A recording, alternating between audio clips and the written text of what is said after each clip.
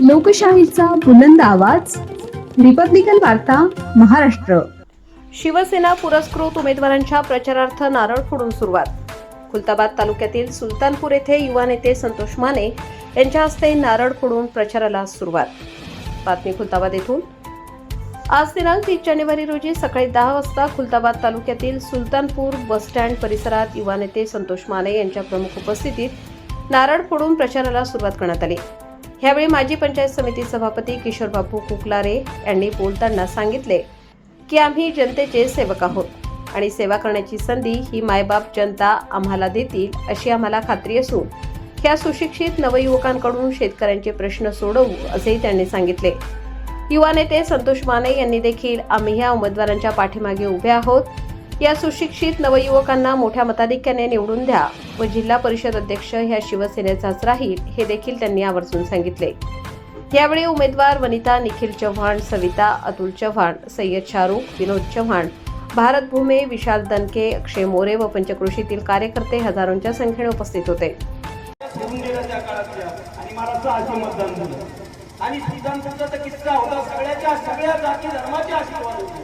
तिथल्या काही महिला बिचाऱ्या आता त्या राहिल्यानी मरण पावल्या, त्यांनी त्या बूथमध्ये जायचं भाऊ आणि त्या निवडणूक अधिकाऱ्याला विचारलं वो किशोर बापूला तीर कमान का आहे. इतकं प्रेम या लोकांनी केलं आणि हेच पाठवून मी कोयल्याच्या खाली हिरा शोधणारा माणूस आहे. कसे माणसं निवडून मी पंचायत समितीत आजापूर गणाची उमेदवार आहे. माझे नाव सविता अतुल चव्हाण. राजकारण म्हणजे सत्ता नव्हे तर एक सेवा आहे. गावातील प्रत्येक घराशी, घरातील प्रत्येक माणसाशी माझं आपुलकीचं नातं आहे. विश्वास आणि आपुलकी याच्या बळावर मी पंचायत समिती निवडणूक लढवत आहे. माझं एकच ध्येय आहे की आपल्या भागाचा सर्वांगीण विकास व्हावा आणि गावोगावी प्रगतीची नवीन वाटचाल व्हावी. जर मला संधी मिळाली तर मी प्रत्येक मतदाराचा आवाज बनवून काम करेन, त्यांच्यासाठी वेळ देईन. तरी या निमित्ताने मी अशी अपेक्षा करते की आपण मला सेवेची संधी द्याल आणि येत्या 7 तारखेला छताचा पंखा समोरील बटन दाबून प्रचंड बहुमताने विजयी करा. धन्यवाद. 100 रुपयाचे आपले वांदे असं आपल्याला माहिती. अडचणीच्या वेळेस त्या माता भगिनीच्या बहिणीच्या खिशामध्ये हक्काचे 2-5 हजार का होईना असले पाहिजे ही भावना लक्षात घेऊन एकनाथजी शिंदे साहेबांनी लाडकी बहीण योजना राबवली. नुसती राबवलीच नाही, त्यावेळेस अनेकांनी प्रचार केला की विधानसभा झाली की योजना बंद करणार.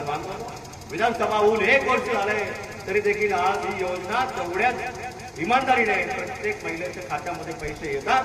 त्या हक्काच्या पैशामध्ये ही माता भगिनी लाडकी बहीण स्वतःचा जो खर्च असेल तो भागवत आहे. आणि योजना देखील शिवसेनेने आणली. महिलांचा बसचा प्रवास मोफत केला आणि गोरगरीब जनतेच्या ज्या महिला असतील, ज्या विद्यार्थिनी असतील त्यांचं शिक्षण देखील मोफत केलं. म्हणजे एवढा महिलांसाठी निर्णय घेण्याची धमक आज एकनाथजी शिंदे साहेबांमध्ये आहे. आणि म्हणून जिल्हा परिषद मध्ये देखील शिवसेनेची सत्ता येणार आहे.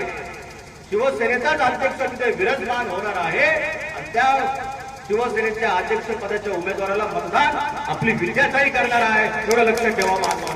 हे मतदान आपल्या तिथे गेलं पाहिजे आणि पक्षाचं चिन्ह नसताना देखील निवडून आल्यानंतर किती त्याचा रुबाब असतो, किती त्याचं वजन असतं आपल्या सर्वांना ज्ञात आहे.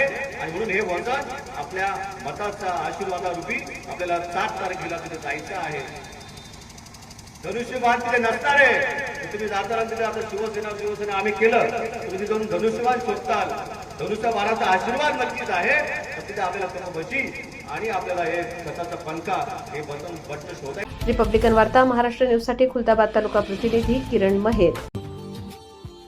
Subscribe now and press the bell icon. Never miss an update.